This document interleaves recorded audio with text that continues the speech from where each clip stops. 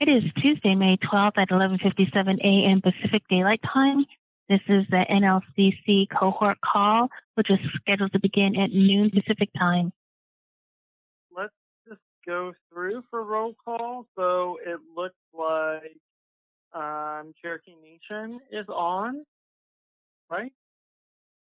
Yes, Cherokee Nation's own Howard's here, and I think Kristen Thomas is here as well. Okay, perfect. Me too. And then also, it sounded like Kiowa was also on the phone. Yes. Yeah, Okay, perfect. we're trying to figure out how to get on camera here. Okay, no worries. Take your time. Okay. We are all learning. And then Yurok, is anyone from Yurok on the phone? Yes, I'm on the phone. It just kicked me off the video for a second. I lost some internet access. And that's James Jensaw from Yurok. Victoria can't make it to today's meeting, so he's here in her place. Okay, thank you so much for joining us. And then Shunak? This is Talitha Gertz with Shunak. Okay, perfect. And Candace was on the phone, but I think she got dropped, so he was here too. I'm sorry, this is James. They dropped me and made me call back in. So. And I'm just toggling between the video chat and the agenda on my own, so that's why I'm not actually seeing everyone. Not that I don't know what you look like. I'm just not looking at both things right now. And then let's see, Anna Nakota. Anyone with us? Yeah, this is Sarah. Okay, it's great to see you, Sarah. And then for ANA, we heard Jill's on the line, Mary's on the line. Mia is probably not going to join us. Then I think Ty looks like she's on the line. Rosia might not be able to join us either. I'm here, but I don't think you can see me. I thought I had installed Adobe, but I'm listening in. I can see you guys. Okay, perfect. Stay with us. You're not going to be able to see us, but we can hear you. Brent Kenneth is on the line too. I'm not able to connect to Adobe. Okay, great, Kenneth. I do think folks that aren't able to connect, if you download the software and then you put in the meeting link information into the software that you run, then it will open up. If you just click from whatever you're clicking from, it'll, like from the email or from the Word document, it'll probably launch it in your Internet Explorer, and then I don't think it will run. Maybe. All right. And Brent, Ryan is at least that's also how here as well. it works for me. Ryan's on the phone too. Thank you, Howard. Yep. All right. Did I get everyone for roll call, or is there anyone we're missing? Oh, Gary Beth and Associates. Jim. Yeah. I'm here, and I know Gary is too. I am here too. Hi, everyone. Okay, great. And this is Maria, and then I see Cree. Kayla is one of our project coordinators, and she's on the line helping with note-taking today. So. Okay. All right. Anyone else? Okay. Well, so it looks like the first thing that we're going to do, Jim and Gary are going to present a little bit about the indicators and the ADR trends. And then after that, we'll move into asking about grantee updates and how everyone's doing. Okay. All right. So I'm going to go ahead and put the, oh, look, there's Mia. Hi, Mia. Hi, Mia. We just did roll call, and we're moving into the presentation by Gary, Beth, and Jim. Okay, I'm going to go ahead and put this up on the screen. And Jim, it's the cohort-wide indicator tracking form. Yeah, and as we were talking earlier, Maria and I, just sometimes the internet's working a little slow around my house and in the community. So hopefully you'll be able to, I won't be jumping around too much for folks who probably have better internet. So I decided to go old school with the landline phone. So I'll be talking and then interacting with the screen. So what we'll be showing today is just some trend analysis from the cohort-wide indicator tracking form.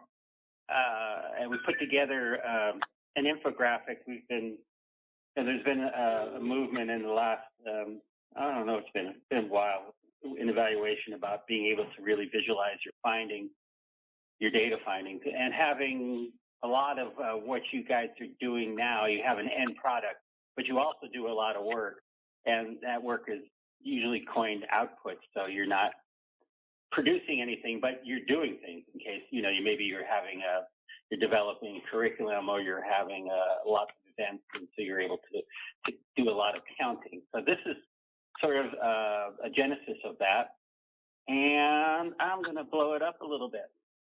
And I actually started using a professional.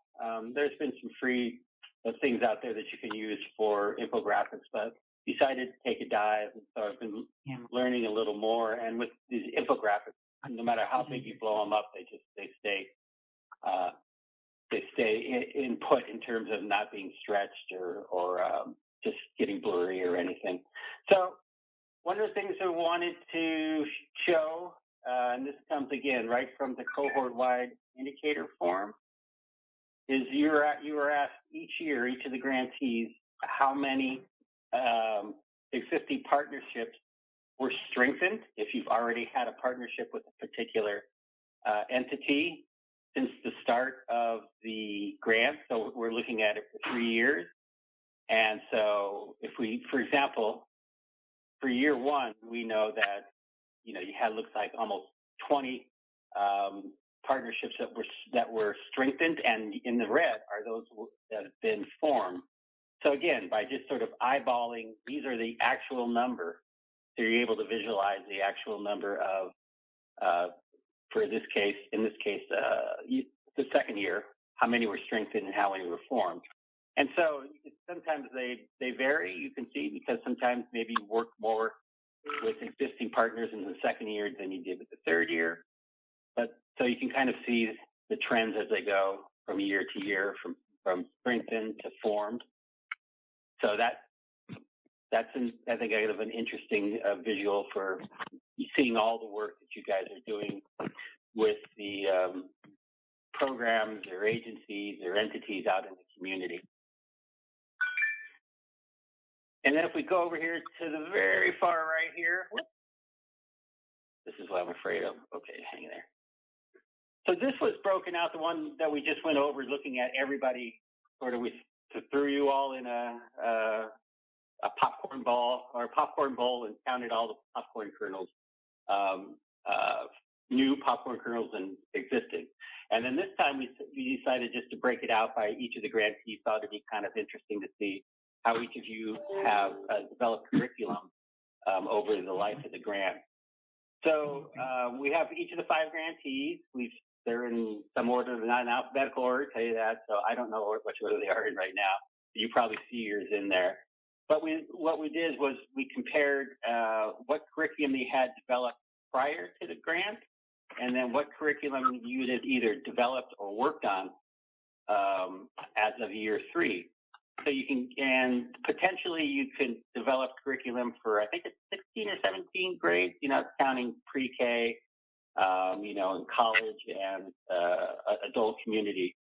So you can see in most cases, and in one case, grantee 4, a lot of development of curriculum once the grant started. So again, it's a nice visual of exactly, how many of the grades were worked on for each of the grantees, pre-grant and by year 3. Okay. Are we getting any questions, everything? I think everybody's moving along together. Hi, this is Mia. I'm sorry. Hello? Hello? Yes. Hi, this is Lily from the Kiowa tribe. You said these grantees were in no particular order. Right. Is there any way? I'm just wondering which one of those was the Kiowa. I could email you and let you know. Okay. Which one it is. That was great. Just didn't want to point anybody out, but okay. I think. Hi, this is Mia. Okay, that's good. Thank you. Yeah, but we know that everybody has been doing, good work on their curriculum development. So. Hi, Jim. This is Mia. Can you hear me? Yeah, I can hear you. I don't understand why I have to call on the phone and also be on the video. It was challenging to get on this call. Okay. With that said, I too was concerned or confused as to why we weren't identifying which grantees instead of identifying them as grantee 1, 2, and 3, 4, 5. Because I think we need to acknowledge that each grantee was at a different level when they started, and so I'm throwing it out to the cohort. You guys, for now, this is all internal. But we could ask if you would have a concern of us sharing your names and how well you progressed. I believe it was Kiowa who said they had no curriculum at the beginning of this project, and it's amazing to see how much they've been able to create as a result of the project. So just wanted to throw that out there if other grantees had a concern about being identified. Yeah, I mean, if everybody's all right, I mean, we don't have to do it right now, but if, we go through the presentation, everybody gives us the okay, I can tell you who's who if they're interested. Otherwise, I can do it by just shooting them an email. Either way, happy to do it. Just want people to be comfortable with it. Yeah. Well, actually, Kiowa, we're just interested in our own right now. So, if you can go ahead and send us that information, we would appreciate it. Okay. Will do after I get off my section here where I have to pay attention. Okay, so, thank you. Okay. And one of the things we looked at too is developing on the cohort-wide indicator form was developing a strategic plan. And so each of these, I have they kind of look like maybe clipboards, but we have like a start and an end. So it sort of looked like a plan. At least that's what when I typed in plan or strategic plan, these are the images that popped up. So in pre-grant, we had 3 of the 5. These are not shaded as light or dark, however, as light, which means these 3 had pre-grant strategic plans, and then we had 2 who didn't.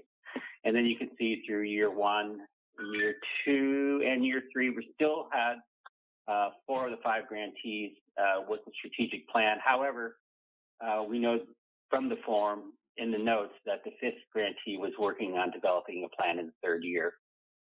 So, and then of those who had developed plans, we wanted to know how they addressed the language needs.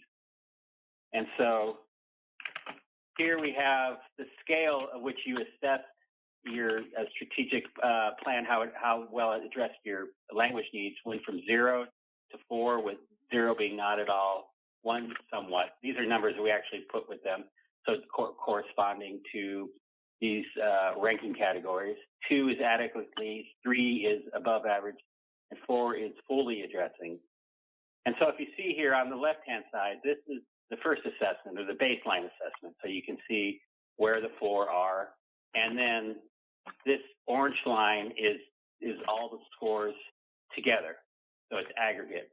So if we look at the aggregate, we see it moves from just below 2, which is adequately addressing, at first assessment, up to 3 at the most recent assessment for 3, which is above average. So we saw a nice increase in how plans were addressing the language needs. And then each of the grantees, you can then, again, they're by like grantee 1, grantee 2, grantee 3, grantee 4. And then one of them, we highlighted this particular grantee who had a somewhat that the strategic plan addressed the language needs at their first assessment, and their justification is right down below where the first dot is for first assessment. And they said the strategic plan did not meet community needs when the project started. It needed to be improved with a plan or guidance on the archives that we have accumulated. And then this particular grantee went up to the highest ranking there was, 4, which is fully, and their justification for that, for that this is why we gave a ranking of fully, was we have been working hard in the language movement and pulled a lot of voices together to build the strategic plan. So that's just, an infographic where, you can put a lot on one page, very visual, again, for the things like outputs, like, counting how many. This is infographics are kind of wonderful to use. So you can really get an idea, like you can write number 27 down, or as we'll see on the next slide, but if you sort of indicate what 27 looks like visually, it's pretty powerful. So if we have time, we can move on to the next one. It's only really one outcome we're looking at, or output. And for me, it's going to take a minute to pop up, but I will, here it comes. And so this is the second one we put together, and this was taken from the ADR. And what we just looked at because there was a lot that you could just show, or a lot of kind of activity around this particular ADR activity. I think they're called activity areas, or actually that's probably not right. But basically what we're looking at is we looked at Native youth and elder engagement, which grantees reported on in this case, so for year 2 of the grantee. So you could go, again, we could do this all 3 years, and as you would see, this would be we'd have to sort of modify the graph at all, but it's very powerful about what you can, all the work that you're doing. So in this case, we're focusing on that we had 4 of the 5 grantees during year 2 that reported youth and elder engagement and cultural activities, right? And so just reporting on this particular item on the ADR, we had 632 youth and elders who worked on cultural activities in year 2. Okay, and then we even came up over here where we broke them out. So now you can see each of, for example, in the blue, or if you're colorblind, not the first top one, existing elder. Each of these, and it's kind of really cool to use the infographic, because once you start, you could copy and you just basically just keep going. Each elder is actually counted, each existing elder that participated during 2018, right? So you can see that, and then new elders that were engaged during the reporting year are in red. Not quite as many, but, there's more coming on. And then we had new youth that were engaged during the reporting year. Again, 1 equals 1. So that's why it's kind of a cool visual, so you can really show the impact that you're having, or the engagement you're having out in the community. And then the last one is the existing youth that participated in youth and elder engagement cultural activities. So it has all kinds of visual, from standard, like just these persons, to lots of other kinds of caricatures to demonstrate what you're trying to convey. And again, we're talking about outputs when you really are just looking at how much, I remember back watching the Roadrunner show. They used to have the Acme company come and visit the Coyote all the time, and he delivered widgets. So you could, it's just really counting the out, sort of what's going on in some of this work that you're doing. That's not an end product, but it's showing that you're really engaging the community in language activities. So that's what I have. And again, if anybody would like to talk about this, there's free versions, and there's also this is I think it's like $12 a month. And I'm still really learning how to use it, but I think it's kind of a powerful tool for presenting these type of data we presented today. What website Or software, did you say it was? It is called, of course, you would ask me that question. It is. Also, that's fine if you don't have it. I have it. It's called Canva. There's other ones. I know that in at my wife's work, they use this too for some of their work that they do. So, yeah. And so, again, you can do a free one, not quite as powerful. I still don't understand all of it, but I think, Gary and I are talking about being able to visualize some of your work. This is a good way for us to do it for all grantees, and then for you guys to do it as individual grantees to share with your community. All right. Well, thank you so much for that presentation. I think we can probably move on now, unless any. I guess folks can ask questions at the end. Could folks please give us kind of an update? How things are going for you all, and maybe talk a little bit about any innovative or creative strategies you might want to share with communicating with staff and teaching the language.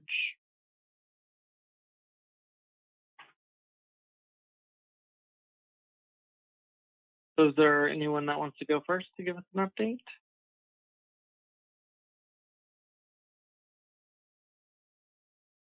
I'll go. Hi, this is Lily. Oh, go ahead, Lily. Oh, okay. Okay. This is Lily from the Kiowa tribe. We have, of course, it's still a challenge, and it's going to be for a little while. But we have been, our complex has been closed off and on during this whole period. And there are times when we're just completely closed and we cannot go to our office. But we do have, of course, we are working at home. We're continuing the classes through the Zoom meetings. The elders have, learned how to use their laptop or iPad, and they're continuing the classes. So, that's good on our part, because we were, that was our main concern, was the classes. And then we're looking at the cultural events that, we're going to have to be more creative with those. So, that's how much we've progressed so far. So we are continuing our classes. All right, thank you. That's it. Who wants to go next? I'll go. Are you Queen? It's now James Jinthaw. I'm with the Yurok tribe. I came on a few weeks ago. I took a few years off from working with the Yurok language program. I've been teaching at the high school for the last 11 years. So I came back on to the Yurok language program, and then currently I'm the interim program coordinator. So that started yesterday. So it's a big change for me. So with that, we had during this pandemic, we had a change in staff. We have some new staff coming on. We had some existing staff take some leave. But what we've been able to accomplish, we created a lot of online videos and YouTube videos. We started posting a lot of interactive lessons, a couple every week online through different platforms. We've been doing Zoom. We had one of our grammar workshops with our linguists, 3 hours on Zoom, and usually we meet 5 to 6 hours once a month in person. So that was different. It worked out well, but it's still not the same as that interpersonal interaction. We're also created Google Classrooms and different things like that, and we've been doing implementing our immersion pods on Zoom. We had our first one last week, and it went really well. We had 2 new teacher candidates within the last few months, so that's exciting. And they've already been part of the program for a while. They just were volunteering now. They're actually, they're part of our teacher candidacy. So that's kind of a little update on UROC. Not sure if you have any questions for me or if that's what you're looking for. I'm kind of new at this, so have some mercy on me. No, that's perfect. Welcome. James, We're glad to have this up. I have a quick question. How long do you know that? How long are you acting? Probably for probably about 12 weeks. Oh, okay. Yeah, and just started yesterday, so it's kind of a new emerging thing. It's like I started back in the language program. I worked for the language program for 10 years, and haven't been working for the language program in probably 4 years. I've just been teaching on my own at the high school. So I came back, and then it's like a few weeks later, it's like, oh, here you are. And so here I am. Okay. Yeah. Well, I hope everything's okay. Just reach out to me, if you have any questions. I'm here to support, your guys' program. And if you have any questions, just let me know. Perfect. I will try to get in contact with you after this. Have some questions after reviewing some of the grant objectives and things like that. So I have some questions for you, and Awesome. probably try to connect with you and try to problem solve some of these issues. Okay. Good. Thank So you. I just wanted to clarify, are you taking over, her name just escaped me, Victoria's role? Yes.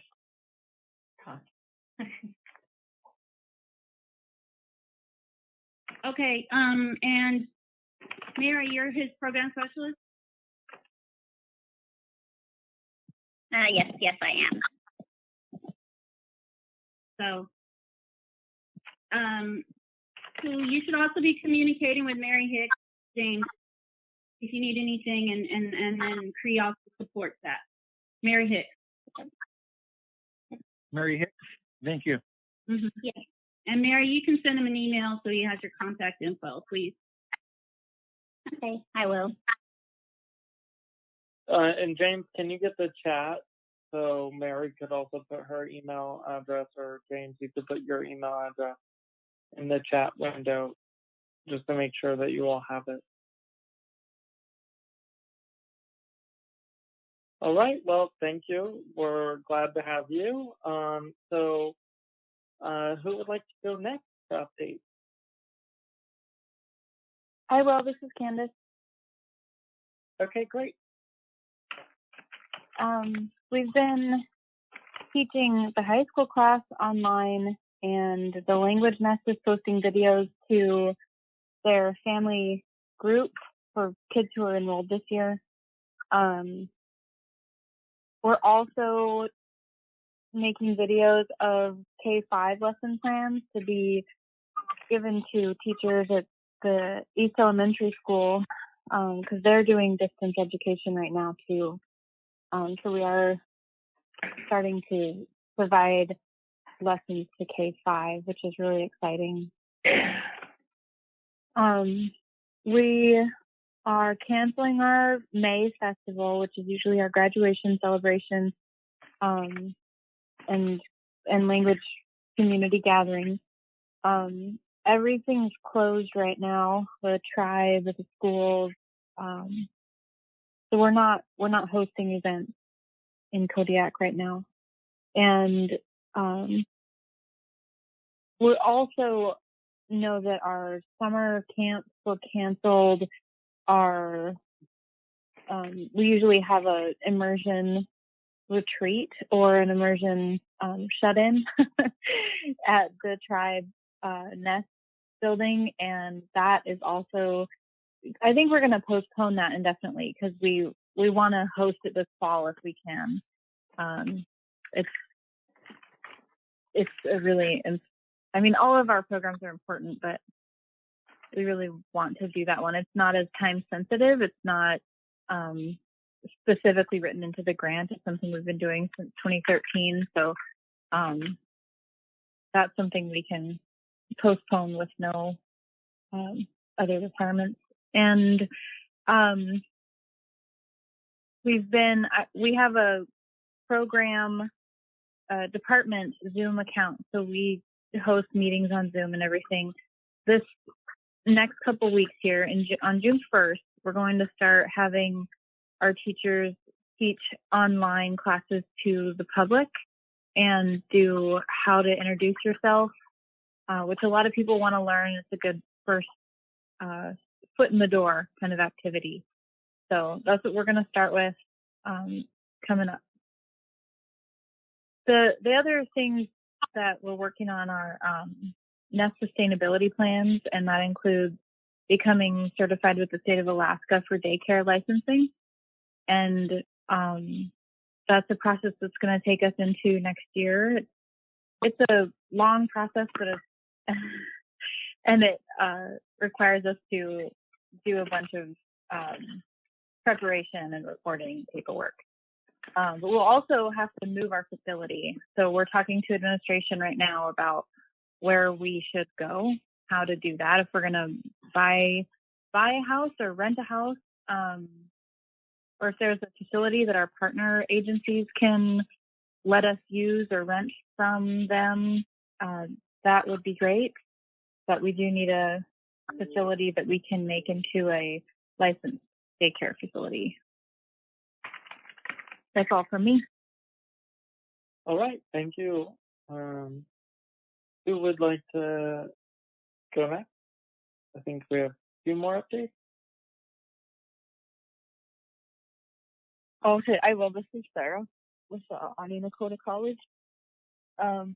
So we've just kind of been working on trying to figure out a language forum that we host in the summer. We're still not allowing people on our campus at the college here, so we're trying to. There's the speakers that come in that we have come in and visit. We know some of them don't have access to technology, so we're just trying to come up with a plan for that, because we did want to, post it like on Facebook or like do Zoom meetings or something. But like we said, a lot of the elders that we wanted to have visit won't have access to technology and won't know how to, get on there. So we're trying to figure that out. I don't know if we're going to have to postpone it for later on in the summer, or, we're just still trying to work on that.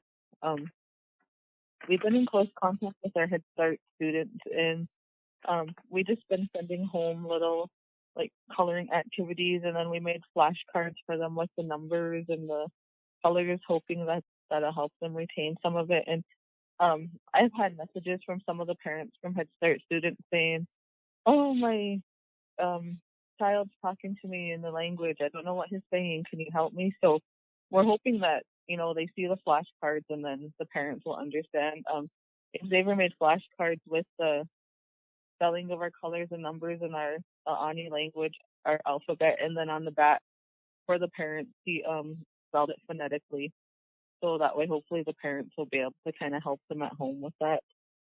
And then we subscribe to the storyboard, and we have our mentors working on that. Xavier's been kind of having fun creating books, trying to get stuff together so our students at the White Clay Immersion School will have access to it over the summer. And Sean's been working on making some worksheets that have our students at the immersion school also work on, writing the language and learning how to read it. So that's kind of just, I think, all we have for updates right now. Well, thank you again. And I think, Cherokee, you all might be the last. Wow, Brent.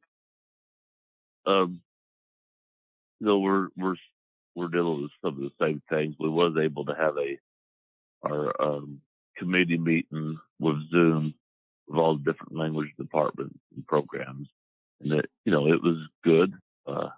Actually, it was a little better than what I thought it would be doing Zoom, but we're learning to make do. There's also kind of talked around about how to continue on, because we was in the middle of doing a recertification with the state of Oklahoma for our teachers, and we're trying to work through all that in the middle of a pandemic as well. Of course, there's some curriculum building, that sort of stuff that's going on. We have been involved in a lot of different classes and that sort of thing, because everything had to go online. So it's in one sense, it's kind of helped where you're able to see exactly what's going on. You can kind of go in and out of a lot of classes throughout the day, kind of observe and find out what folks' needs are. Of course, Cree has really helped us with some training and that sort of thing, to do things online, to build things. The students has taken a lot of that, like fish with waters. It turned out to be pretty nice. Some of the other language programs is taking the time to start doing some small animations and that sort of thing, because they're home and they're needing to try to utilize, do something with their time. So it feeds right into some of the material that we was needing for language learning. So it, in that sense, it's kind of helped. We are kind of moving straight ahead. We've got the language center plans for that and that sort of thing. We was able to, in the last little bit, been able to argue and to get agreement with them to put into a baby immersion also in that center. So we're really excited about that. And we're working on a couple original cartoons that we're excited about as well. So with that, I think that will conclude our report. Joe, Howard, thank you.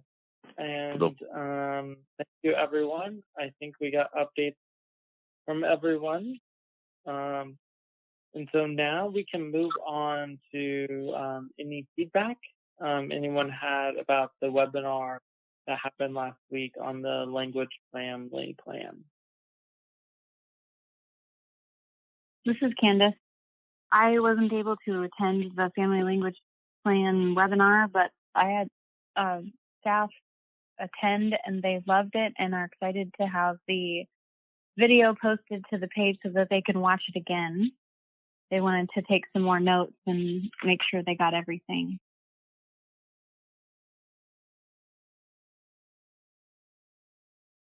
Hi, I believe that's up now, right? Is that recorded? Yes, it's recorded. It's recorded, and I'll type in the link in the chat while you guys are talking. Okay. Yeah, we'll be sending out an email today with all the links and the handouts and everything, so you guys can find where it's at on the website, because it is on the website right now. Well, we're glad that your staff liked it, Candace. We're always happy to hear that. Did anyone else have any thoughts about it if you were able to attend?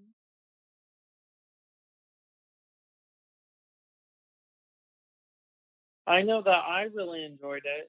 I think I always learn a lot on the webinars, so we really appreciate that.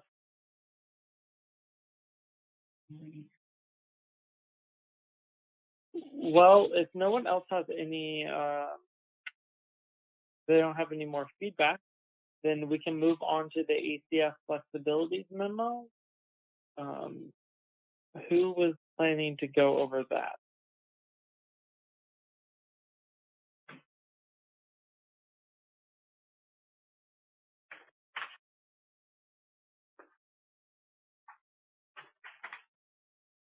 Hi, Brent. I guess I can do that. But I don't have a document. I don't know if I'm able to share my screen.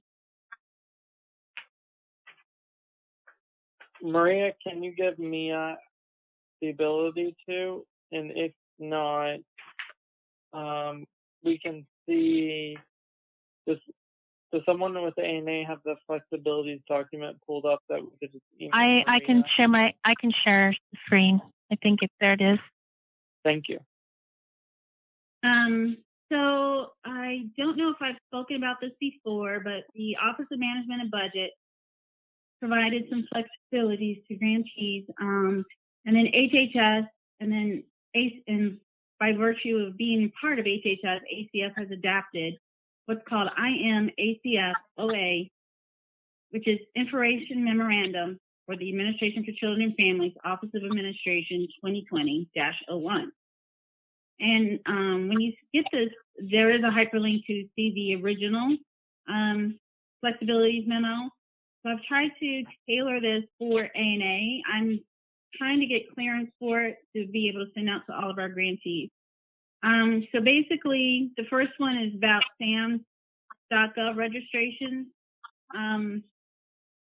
So if your SAM.gov registration is expiring before May 16, 2020,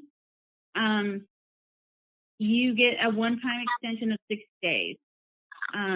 So I don't know if that's an issue for any of our grantees, any of our NLCC grantees. Flexibility with application deadlines. So for our new funding announcements, ANA did extend all of our FOAs for an additional 30 days. For our language programs, we also had to adjust. Sorry, I'm getting over sickness. We had to adjust the budget period for our language programs that are going to get funded this coming year. So that's PNM and Emmy, essentially. It doesn't affect NLCC at all.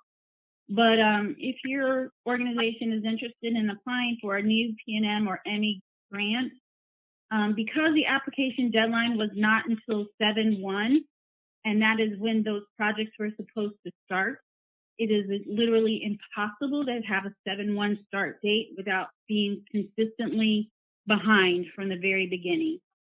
So we moved back the budget period to start on 9/30, only for the first year only for our new language grantees. This does not affect non-competing continuations, only new awards. And the reason we're only giving them a 9-month budget period is so that they can then, in years 2 and beyond, get back onto the 7/1 schedule. We felt this was important so that it wasn't confusing if you were a language grantee that was funded under COVID, that potentially would impact you for the next 5 years. And so we wanted to make sure they were able to get started and be on the same schedule with all of our other language grantees. No cost extension. I don't think that affects any of you guys. Abbreviated non-competing continuation, as you know. 5/27 is the due date for your non-competing continuation. If you are unable to submit a full NCC application by this date, you should do the following. Provide a brief statement verifying that you're in a position to resume or restore project activities and accept the planned continuation award. Secondly, provide a statement acknowledging your intent to comply with requirements set forth in the Assurance of Non-Construction Programs, which is the SF424B, certification regarding maintenance of effort, certification regarding lobbying, and terms and conditions as stated in the resultant notice of award, as well as provide a statement concerning the current status of your project, and finally, include the amount of federal funds being requested. The above information must be submitted on grantee letterhead and signed and dated by the authorized official. And so I'm going to pause right there to see if there are any, well, let me get through it and then if there's any questions. The next one is the allowability of salaries and other project activities. As you know, you can continue to pay your staff as long as you have organizational internal policies that allow for the paying of salaries under unexpected or extraordinary circumstances. And if you don't have such policies in place, you may amend your policies to put in emergency contingencies. So staff salary benefits can still be paid. they should be listed as personnel. And any other expenditures are allowed. Even if they're unable to work, you can still pay salaries. Allowability of costs not normally chargeable to awards. This one isn't as clear as it should be, but essentially, if you need to purchase additional things that are resultant of the pausing or restarting of your grant award due to the public health emergency, you can charge some costs without regard to allowability of cost, reasonableness, and allocable. So additionally, it wasn't anticipated that you might need to buy 40 laptops so that you can have staff and your students,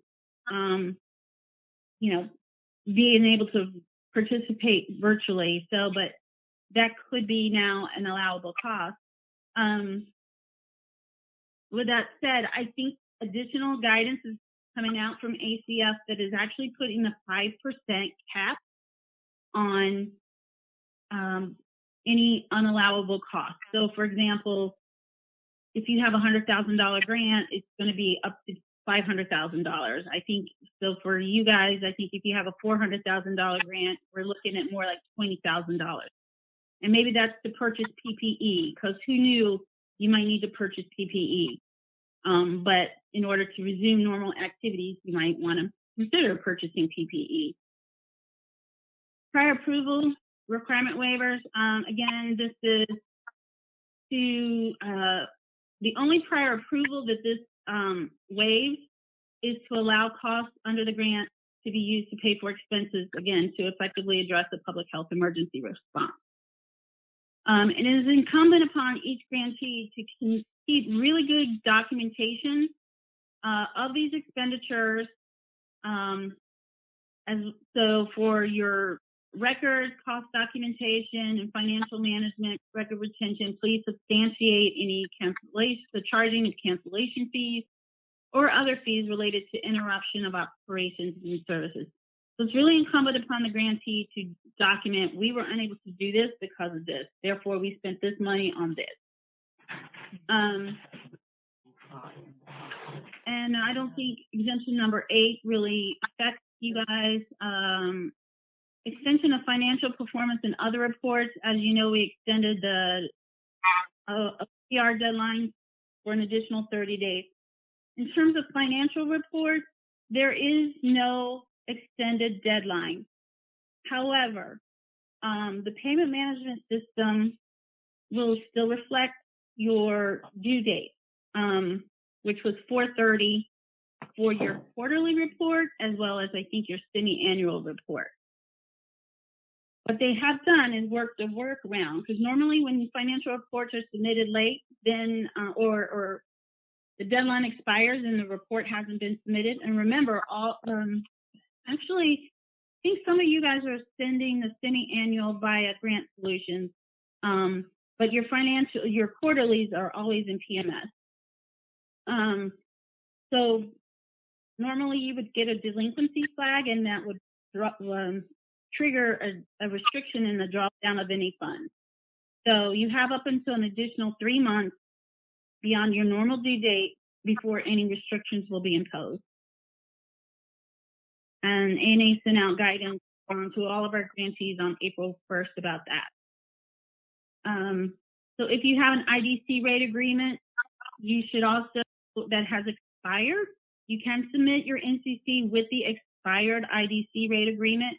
However, we may restrict the drawdown of those funds until a new IDC rate agreement is received.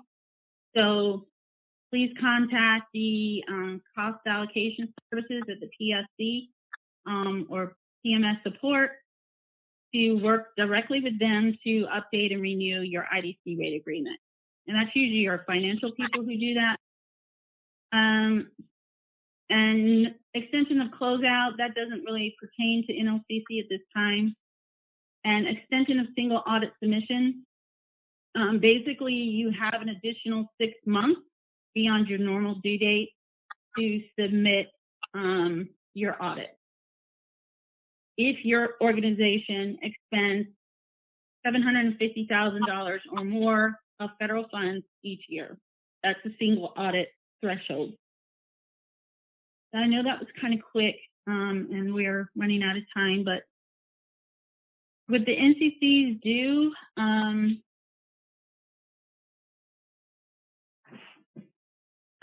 in the next week or two, I wondered if there were any questions related to NCCs. Or should we, if you do, maybe we can follow up individually with your program specialist.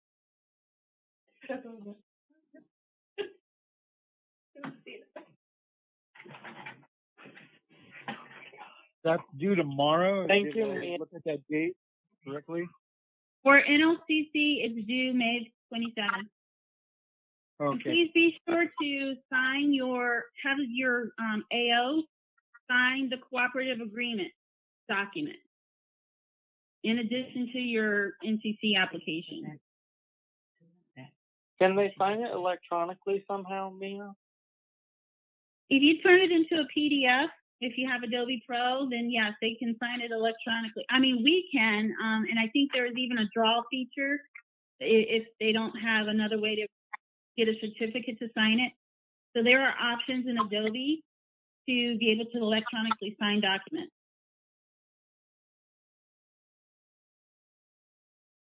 I think there might also be some way to electronically sign documents in Google, like in one of the Google suites, but I haven't ever used it. So there are ways to get documents signed virtually.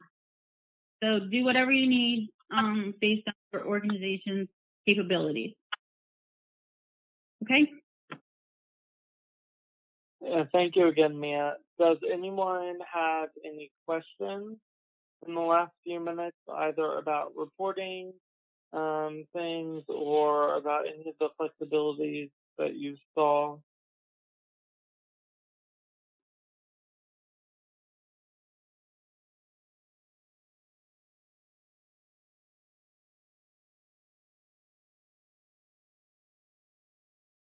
Everyone's on mute if anyone was saying anything, but maybe everyone is clear enough.